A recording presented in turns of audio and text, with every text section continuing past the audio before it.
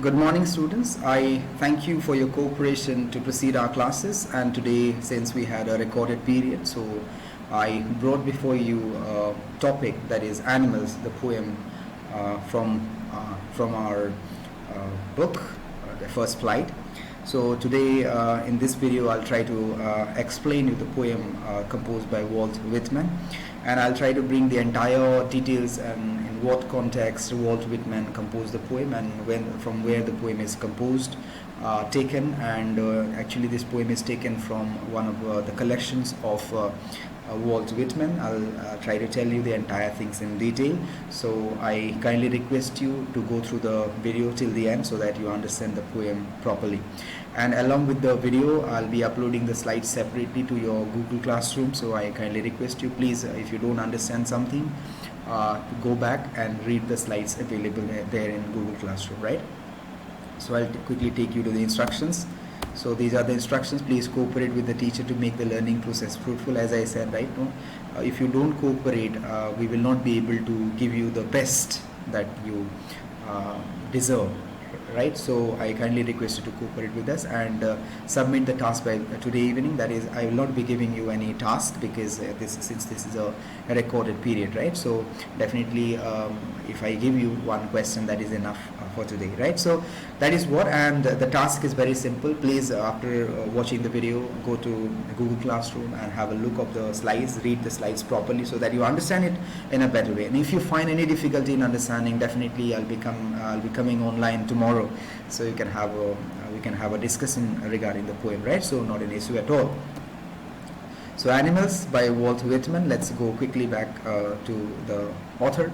About the author, Walt Whitman was an American poet, and actually he broke the tradition of rhyme scheme. Like, we had a system, right, rhyme scheme that we discussed during our previous class, how to find out the rhyme scheme. But here he broke this rhyme scheme and he came up with totally a new concept, that is blank verse. Blank verse is without free verse. Free verse is without any rhyme scheme, right? So remember this word free verse. That is very important because he broke the tradition and came up with free verse. That means without rhyme scheme, right? So I'll take you quickly to the introduction of the story, the poem. The poem is very simple. Here the poet tried to compare the difference between animals and human beings. See, students, animals and human beings, there are differences, right? You can find out, but poet found something different than what normally we find out, right? When I ask you to find out, right, what is the difference between animal and human being, you will say that animals have 4 legs and human beings have 2 legs, right? So, but poet here tried to find out the quality in animal and quality in human beings, right? So that is what is highlighted here, and he was very much sad that the attitude, looking at the attitude of the human beings and how the human beings are selfish towards their own actions, and the animals are far better than human beings, and constantly he is saying that he wanted to be animals, and he wanted to be with animals, and he wanted to live with animals because he liked animals, the life of animals, because they don't have any greed towards possessions and all these things, right? So we'll quickly go back to the poem. Definitely I'll try to tell you entire things about the poem, right? So no need to worry for that, and definitely I'll be sharing the slides along with the video. So this is paragraph wise explanation. So this is what the first paragraph. I think I could turn and live with animals. They are so placid and self-contained. I stand and look at them long and long. See, here the poet said, the animals are so placid, calm and peaceful, and they are self-controlled, but we are not, right? Human beings, we are not.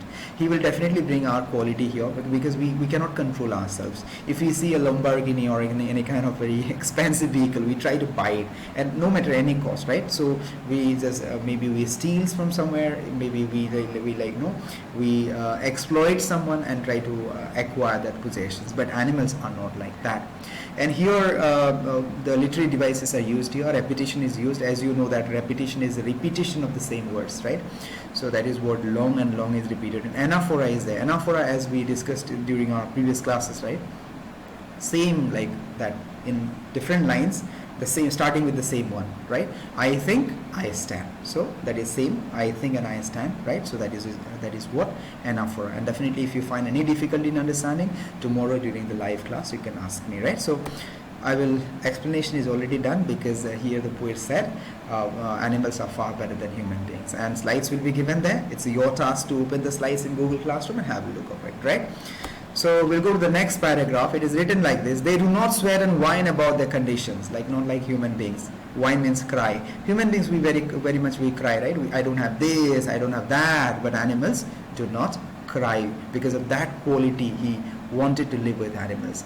They do not lie awake in the dark and weep for their sins. Actually, we human beings, we commit certain mistakes in our daytime, and we just repent during our nights. So that is missing in animals, because animals never commit wrong things, never do certain wrong activities, so that they have to repent whole night for it, right? So that is what is highlighted here. They do not make me sick discussing their duty to God. Normally what happens, human beings, if I donated 1 lakh rupees to the God, I say I donated 1 lakh and I'm invited somewhere, right? So that quality is not there. They remember the God, but they don't show that I remembered God, I went to the temple, I donated money. They don't have that, right? Not one is dissatisfied, not one is demented with the mania of owing things. They are not dissatisfied. Whatever they have, they are happy with it. And not one is demented, not one is mad after the possessions. As I told you, if I get Lamborghini, if I get some expensive things, I try to acquire that. That is missing in animals, and they live a so peaceful life. So that is what really the poet was zealous of and wanted to live with animals, right? So here the literary devices are the anaphora, again the repeated words with the beginning of 2 or more lines use they do not, they do not. You can see here they do not, they do not, they do not. Same word is repeated again and again. So that is what anaphora. But remember, don't think that anaphora is repetition or alliteration, right? Anaphora is in different lines. You'll find out starting lines are the similar one, right? So that is what this one. And metaphor is used here. Metaphor is comparison, direct comparison without using as or like. Here sweat and whine refer to the cries and complaints of human beings, right? Sweat is like we complain, right? I don't have this, I don't have that. All we have the complaints, right? So that is what is highlighted here. So we have next. So explanation you can have in Google Classroom. So next paragraph that we have, that is, no one kneels to another, nor to his kind that lived thousands of years ago. Not one is respectable or unhappy over the whole earth. Now see, not one kneels to another. Normally human beings, no, to get me certain profit, I don't care even to kneel down and beg for something from our seniors, right? We human beings have that quality, like, no, if I want to acquire something, and if a person has the ability or has the power to give me that particular thing, I don't care to go to him and beg for that, please give me that, please give me that. But in animals you won't find that, right? We human beings do it. For example, if I find that this minister can give me a job, I'll go to the minister and say, oh sir, you give me a job, all these things, right? But animals, they don't do it. And certain times, no, we always try to satisfy certain people, like, no, from whom we get this profit, right? So that quality is not in human beings, right? They don't like it at all. So not even one is respectable. I don't show myself that I am respectable. Sometimes what happens, if I am told, like, you come here, and I feel that if you call like this, will I come there? So that I feel myself respectable. That is not available in animals, right? So that is what is hiding. And unhappy, no animal is unhappy. Everybody is happy, but all animals are happy. But human beings, we are not at all happy, right? We are not at all happy. You are not also happy. I am not also happy. We have that quality that we cannot be happy with what we have, right?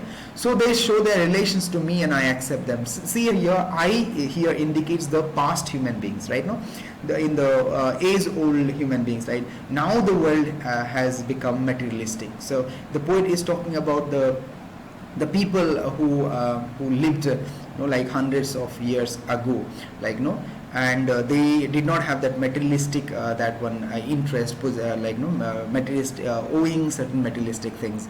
Actually that quality, like, human, the animal quality, not animal, okay, animal quality was there in like human beings at the beginning, like, before 100 years, 200 years. But now we have come to this selfish world, and now we became something different, right? So here, they bring me tokens of myself, they evince them plainly in their possessions. Now it said, like, no, they bring me possessions. Possessions is the quality here. When the poet, like looks at the animal, the poet thinks that I also had that qualities, but where did I lose my quality? So that is what the poet constantly thinks of, right? We also have, definitely, it doesn't mean that we lost our tokens, we lost our quality. It doesn't happen. It doesn't. I don't want to tell you that. But the thing is, like, many times we can feel and see that we definitely lost human qualities, like what we should have actually. So here we have a poetic device, metaphor. The meanings are already given here. Here you can have a look. So metaphor, the inner qualities of humans are therefore referred to as tokens. Inner quality, as I told you, right? Tokens here means the quality that we have. Human beings, we have the quality that you know, right?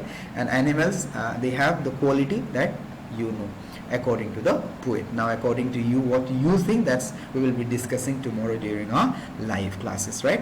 So I'll take you to the last paragraph of the poem. That is, I wonder where they get those tokens. Did I pass that way huge times ago and negligently drop them? The poet is talking about now, he wonders, like, no, where did he lose that quality? Actually, the poet says that the quality even he had, right? Of course, sometimes you can relate to this, like in our childhood we had certain qualities, right? So we lost it. So maybe the poet is referring to his childhood, that the quality he already had and he lost it now, right? Or maybe he was talking about present generation, how the people became selfish, and that was not available during the early period of time, right? The 100 years or 200 years back. So that is what all about the poem, and I hope I gave you homework, right? So I'll show you the homework. So this is the homework. Please write the summary of the poem, include a few lines about the poet, and hope that you understood. And while writing the summary, please don't copy what I have given in, I'll be giving it in the Google Classroom. Please don't copy it from there, but please try to understand the poem in a proper way and write the summary and include a few lines you can collect from my slides about the poet and just submit it by today evening, right? So I thank you again for your kind cooperation, and continue with the same spirit, and definitely I'll meet you tomorrow during a live class. Thank you, and bye-bye.